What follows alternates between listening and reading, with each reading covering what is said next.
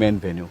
By that time আমাদের এই ইনশাল্লাহ আমরা with the help of government আমরা এখানে আমিনুল ইসলাম বুলবুলকে সরিয়ে এবার বিসিবির বস তামিম ইকবাল, আমিনুল ইসলাম বুলবুলকে চাপিয়ে এবার বিসিবি প্রেসিডেন্ট, আমাদের গর্বিত প্লেয়ার, গর্বিত খেলোয়াড়, যিনি বাংলাদেশকে অনেকদিন সার্ভিস দিয়েছেন, যিনি ভাঙা হাত নিয়েও ব্যাট করেছেন, সেই ব্যক্তি the one and only Tamim Iqbal Khan. উনি এখন বিসিবির নতুন বস, নতুন লিডার। 3 মাসের মধ্যে একটা নির্বাচন দিবে, হোয়াট এভার দ্যাট, বাট সেই নির্বাচনের পরেও বিপুল বোর্ডে, বিশাল 5,000 ভোট থাকে, 4,800 ভোটে তামিম ভাই জয় হবে। কারণ তামিম ভাই হচ্ছে ক্রিকেটেরই একজন ব্যক্তিত্ব। ক্রিকেটের যারা আছেন তারা খুব ভালোবাসেন, এবং তামিম ভাইও মানে গ্রাউন্ড লেভেলে যারা ওখান থেকে শুরু করে সবাইকে ভালোবাসেন। বুলবুল ভাইকে চাপিয়ে দিয়ে তামিম ভাই প্রেসিডেন্ট। হ্যালো এভরিওয়ান, আসসালামু আলাইকুম। শিমুল আছি আপনাদের সঙ্গে। বিসিবিতে একটা ভেলকি চলতেছে, ভেলকি। বাংলাদেশ ক্রিকেটটা আমি জানি না আসলে এটা কি গেল না এর সূচনা শুরু হইলো। কারণ আমি যদি ভুল না করে থাকি তাহলে যখন প্রিভিয়াস গভর্নমেন্টের আগের গভর্নমেন্ট যেটা ছিল বিএনপি সরকার, তখন কিন্তু তারা অনেক বেশি ক্রিকেট নিয়ে কাজ করেছেন। যেমন হচ্ছে শহীদচন্দ্র স্টেডিয়াম, এটা ওনাদের হাতেই হয়েছে। সো ওনাদের ক্রিকেট নিয়ে কিংবা হচ্ছে গেম নিয়ে বেসিক্যালি বাংলাদেশের খেলাধুলা নিয়ে ওনাদের সবচেয়ে বেশি আগ্রহ আছে ছিল।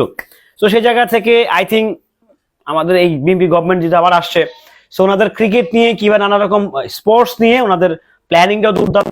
ওই সেই প্ল্যানিংই, যেহেতু আপনারা জানেন যে একজন প্রতিমন্ত্রী যাকে দিয়েছেন সে হচ্ছে বাংলাদেশ ফুটবলের এক সময় ক্যাপ্টেন ছিলেন আমিনুল ইসলামই, তো উনি ক্যাপ্টেন হয়েছে, উনি এখন হচ্ছে প্রতিমন্ত্রী হয়েছেন।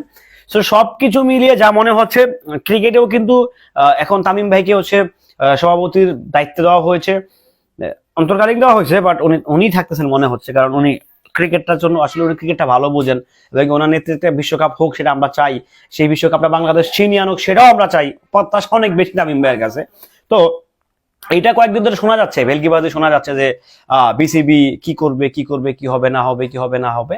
সো ফাইনালি যা হওয়ার তো হয়েছেই, যেটা হওয়ার সেটাই হয়েছে, যেটা ঘটার সেটাই ঘটছে। যেটা মানে মাথায় ছিল আমার যে একটা অপ্রত্যাশিত ঘটনা ঘটতে পারে, মানে ক্রিকেটের ইতিহাসে এরকম অপ্রত্যাশিত ঘটনা কখনোই ঘটে নাই। মানে ক্রিকেটের মানে হর্তা লেভেলে যারা বসছেন, আমি আসলে জানি না এটা কেমনে কি আসলে।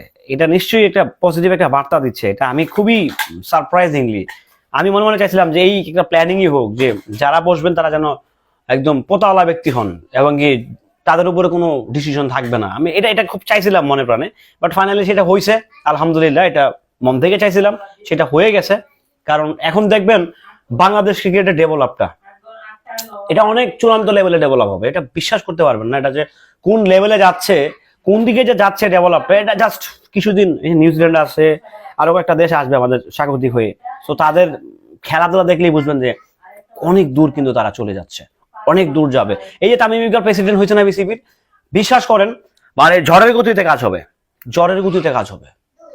মানে এমন কাজ হবে না, কল্পনা করতে পারবেন না, জাস্ট অন্য লেভেলে কাজ হবে। Wait and C.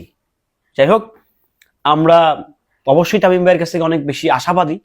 একজন খেলোয়াড়, ক্যাপ্টেন, একজন ভালো মানুষ। সো আমরা তার থেকে অনেক বেশি আশাবাদী।